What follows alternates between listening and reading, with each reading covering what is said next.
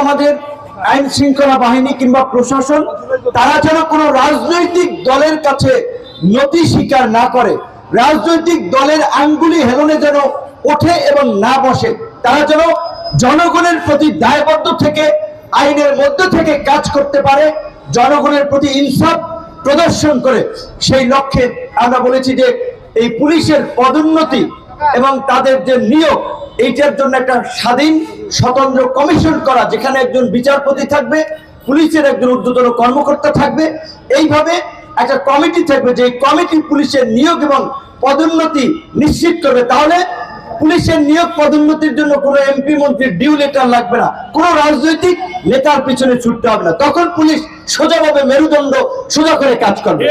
এই 50 বছরে বাংলাদেশের যেই দলই ক্ষমতা এসেছে সেই দলই পুলিশকে তাদের লাঠিয়াল বাহিনী হিসেবে ব্যবহার করেছে, বিরোধী দল তাদের। আমরা এটা বলছি যে তাহলে এই পুলিশ আমাদের পুলিশ, এই আর্মি আমাদের জনগণের আর্মি, তাহলে তারা কেন পুলিশ আর্মি জনগণের বিরুদ্ধে অবস্থান নেবে? কিংবা এই দেশের কৃষক এবং শ্রমিক, আপনারা তো জানেন না, আপনার অজান্তেই প্রতিনিয়ত সকালে ঘুম থেকে ওঠা থেকে শুরু করে রাত্রে ঘুমানে যাওয়া পর্যন্ত আপনি যা ব্যবহার করেন, যা খান, সেখান থেকে সরকার ভ্যাট পায়, ট্যাক্স পায়। ধরেন আপনি সকালবেলা ঘুম থেকে উঠে ব্রাশ করছেন, এই যে একটা ব্রাশ কিনেছেন, এইটা উৎপাদনের পদে পদে সরকার ভ্যাট নিয়েছে, ট্যাক্স নিয়েছে। একটা পেস্ট যে বানিয়েছে, এখানে সরকার ভ্যাট নিয়েছে, ট্যাক্স নিয়েছে। আপনি যে শেভিং ক্রিম ইউজ করেন কিংবা দাড়ি শেভ করেন, ওই যে একটা ব্লেড কেনেন, ওই সিম্পল ওইখান থেকেও সরকার কিন্তু ভ্যাট ট্যাক্স পেয়েছে। এবং আমাদের এই ভ্যাট ট্যাক্সের পয়সাই এই রাষ্ট্র পরিচালিত হয়, রাষ্ট্রের কর্মচারীদের বেতন হয়। কাজে আমরা চাই এই রাষ্ট্রকে আমাদের আকাঙ্ক্ষায় গড়ে তুলতে। নিশ্চয়ই দিনাজপুরে আপনাদের কানসাটের একটি ঘটনার কথা মনে আছে, যে কৃষকরা সারের দাবিতে আন্দোলন করতে গিয়ে প্রাণ দিয়েছে।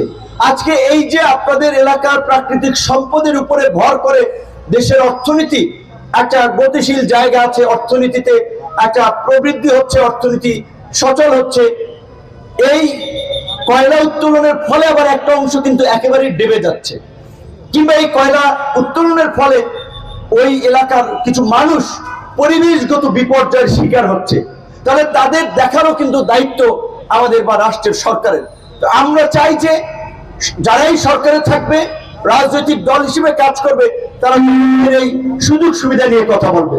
এই আমি আস্তে আস্তে শুনছিলাম অনেকেই বলছে ভাই অনেক রাইস মিল বন্ধ হয়ে যাচ্ছে, কারণ যখন আমরা চাল উৎপাদনের সিজন সরকার এলসি করে বাইরে থেকে চাল আনে, তার আগে তো আমাদের দেশের স্বার্থটা দেখতে হবে। কিন্তু কিছু অসৎ রাজনীতিবিদ, অসৎ আমলারা নিজেরা কমিশন খাওয়ার জন্য নিজের দেশের মানুষের ক্ষতি করে বিপর্যয় ডেকে এনে বৈদেশিক বিভিন্ন ধরনের চুক্তি করে বিদেশি বিভিন্ন আমদানির আপনার লাইসেন্স কিংবা এলসি দিয়ে থাকে।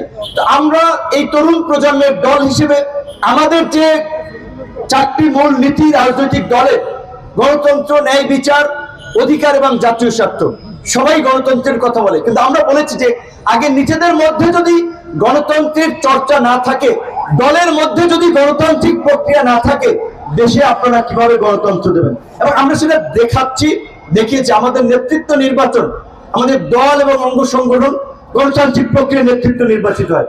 আমরা ন্যায় বিচারের কথা বলেছি যে বাংলাদেশের বিচার বিভাগের স্বাধীনতার কথা দল মত নির্বিশেষে সবাই বলে, কিন্তু আবার সব সরকারি বিচার বিভাগকে টেনে ধরার চেষ্টা করে।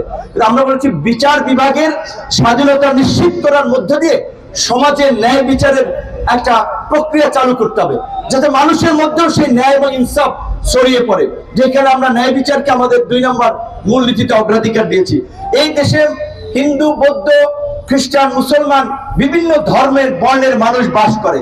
রাষ্ট্রের নাগরিক হিসেবে সবারই আছে নাগরিক অধিকার লাভ করার। সে যদি অসুস্থ হয় হসপিটালে গিয়ে চিকিৎসা নেবে, সে যদি কোনো ঘটনায় ভুক্তভোগী হয় আইন শৃঙ্খলা বাহিনীর কাছে আশ্রয় নেবে, সে যদি স্কুলে পড়ে, তার সন্তান বিশ্ববিদ্যালয়ে পড়ে, সেই অধিকারটুকু পাবে। নাগরিক হিসেবে প্রত্যেকে যেন তার অধিকার নিশ্চিত করতে পারে বা অধিকার পায়, সেই জন্য আমরা অধিকারকে আমাদের 3 নম্বর মূল নীতিতে অন্তর্ভুক্ত করেছি। 4 নম্বর আমাদের জাতীয় স্বার্থের কথা বলেছি, এই কারণে যে আপনারা জানেন, আপনারা যারা মুরব্বী আছেন এখানে, রাজনৈতিক দলগুলো ক্ষমতায় যাওয়ার জন্য আমাদের প্রতিবেশী দেশ থেকে শুরু করে বিভিন্ন বিদেশি অপশক্তির সাথে অনেক সময় হাত মিলিয়ে দেশের ক্ষতি করে। শেখ হাসিনা যেটা করেছিল, বাংলাদেশকে কার্যত ভারতের একটা করদ রাজ্যে পরিণত করেছিল। আমাদের সীমান্তে প্রতিনিয়ত লাশ পড়ে, কিন্তু আমাদের সরকার একটা সত্য বার্তা দিতে পারে না, তার একটা প্রতিবাদ করতে পারে না। যেই জন্য আমরা বলেছি যে আমরা রাজনৈতিক দল হিসেবে জাতীয় স্বার্থ, দেশের মানুষের স্বার্থ আমাদের কাছে অগ্রাধিকার এবং বিবেচ্য। আগামী নির্বাচনে যে আমাদের দুই পদ্ধতিতে সংসদ হচ্ছে, মানে একটা উচ্চ কক্ষ থাকবে, একটা নিম্ন কক্ষ থাকবে। নিম্ন কক্ষে রাজনৈতিক দলগুলোর যে কয়জন প্রতিনিধি থাকুক বা না থাকুক, সারা দেশ মিলিয়ে তারা যে কয় পার্সেন্ট ভোট পাবে, যদি ধরেন কোন দল 10% ভোট পায়, উচ্চ কক্ষে তাদের 10 জন প্রতিনিধিত্ব থাকবে। সুতরাং উচ্চ কক্ষে এবং নিম্ন কক্ষে দুই জায়গায় যে সংসদ সদস্যের প্রতিনিধি থাকবে, সেটার জন্য আমরা সারা দেশেই আমাদের দলের মার্কায় ট্রাক প্রতীকে নির্বাচনে অংশগ্রহণের সিদ্ধান্ত নিয়েছি। তারপরে নির্বাচনের পরে কিংবা আগে যদি কোনো রাজনৈতিক দলের সাথে সমঝোতা হয় দেশের বৃহত্তর স্বার্থে, সেটিও হতে পারে। কারণ আমাদের উদার দৃষ্টিভঙ্গি থেকে আমরা বলছি যে এই গণ অভ্যুত্থানের অংশীজন সমস্ত রাজনৈতিক দল, বিএনপি বলেন, জামাত বলেন, এই নতুন গঠিত ছাত্র নেতৃত্ব দল এনসিপি বলেন, সবাই মিলে আগামীতে অন্তত 5 বছরের জন্য একটা জাতীয় ঐক্যের সরকার দরকার। যদি আমরা সবাই মিলে একটা সরকার গঠন করতে পারি, রাজপথের কোনো আন্দোলন সংগ্রাম থাকবে না, সবার লক্ষ্য উদ্দেশ্য থাকবে দেশের কল্যাণ, মানুষের কল্যাণ।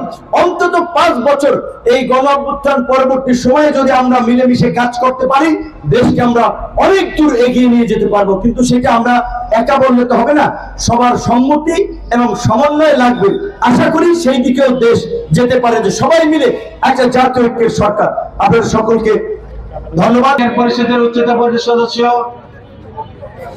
ফাহিম ভাই, শহীদুল ইসলাম ফাহিম।